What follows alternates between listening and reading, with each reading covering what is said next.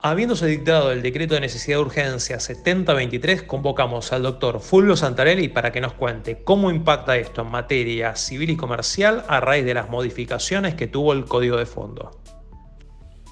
El DNU 70 del 2023, que entra en vigor el 29 de diciembre, porque fue publicado el 21 de diciembre y no establece una fecha precisa de su entrada en vigor, con lo cual se aplica el artículo 5 del Código Civil y Comercial, 8 días desde su publicación, modifica, entre otras muchas normas del Código Civil y Comercial, el artículo 958, el 960 y el 988 de la parte general del contrato.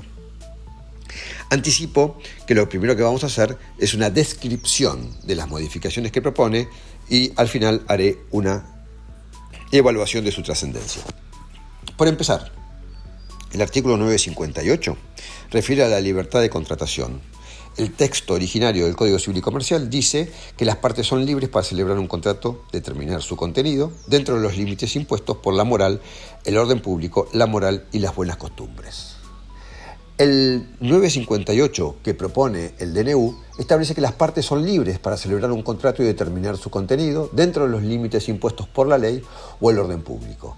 Las normas legales siempre son de aplicación supletoria a la voluntad de las partes expresada en el contrato, aunque la ley no lo determine en forma expresa para un tipo contractual determinado, salvo que la norma sea expresamente imperativa y siempre con interpretación restrictiva. En este punto, lo primero que se ve cuando contrastamos los textos es simplemente una exaltación de la voluntad de las partes, que no estaba ausente en el régimen originario del Código. Por el contrario, estaba claro que le daba a las partes su preeminencia en los límites que son de público y notorio relacionados con el orden público, la moral y las buenas costumbres.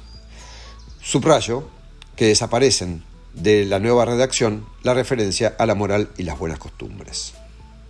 En sentido concordante, se propone la modificación del artículo 960, que en el texto original del Código Civil y Comercial refiere que los jueces no tienen facultades para modificar las estipulaciones de los contratos, excepto que sea a pedido de una de las partes cuando lo autoriza la ley o de oficio cuando se afecta de modo manifiesto el orden público.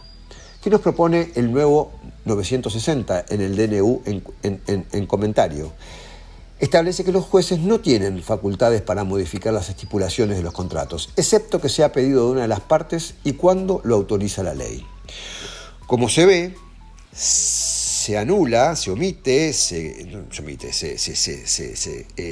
elimina lo concerniente a la intervención de oficio del juez cuando se afecta de modo manifiesto el orden público.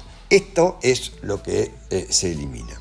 Quiero dejar, esta es la presentación entonces de las modificaciones, pero quiero aquí hacer una consideración. Creo que estas modificaciones son más bien de índole pretensiones ideológicas más que concreciones, porque de algún modo la actividad de las partes siempre va a estar naturalmente limitada por el orden público y las normas imperativas. Podemos discutir entre la diferencia entre el orden público y normas imperativas.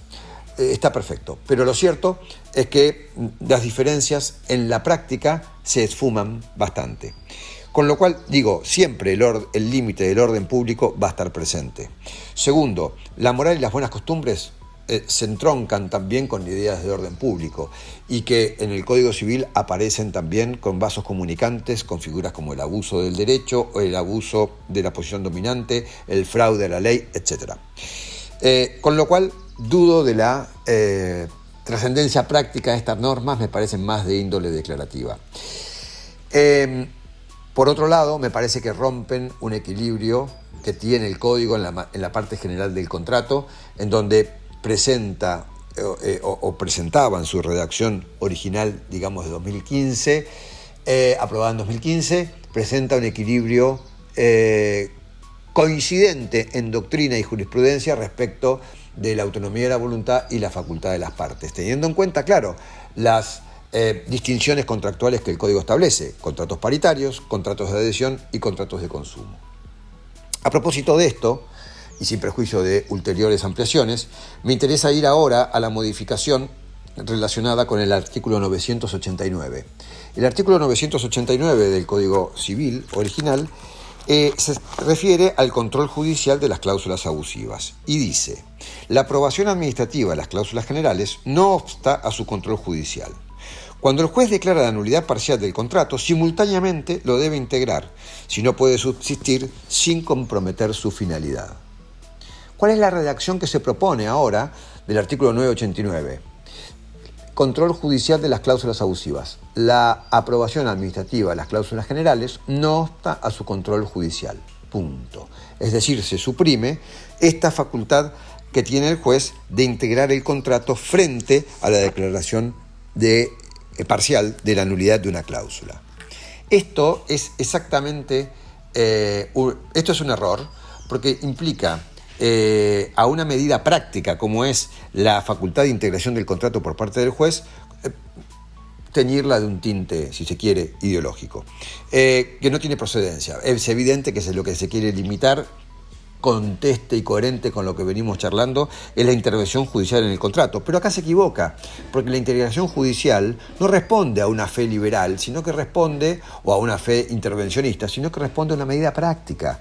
Si hay un contrato que está funcionando y hay una cláusula que distorsiona un efecto del contrato en términos de equivalencias o de equidad, el juez lo que tiene que hacer es integrarlo, porque si no lo deja a un contrato claudicante que no se entiende cómo va a surtir ese efecto particular. ¿Que debería volver las partes a renegociar acerca de cómo completan esa cláusula que es declarada nula? Es una consecuencia absolutamente impracticable. Entonces, me parece, conclusión, que la modificación propuesta al artículo 989 no parece razonable. Estoy haciendo una descripción para poder entender el decreto y hago salvedad de cualquier tacha de inconstitucionalidad que pueda merecer a todo el decreto y en particular a la aplicación de estas normas en concreto. Muchas gracias.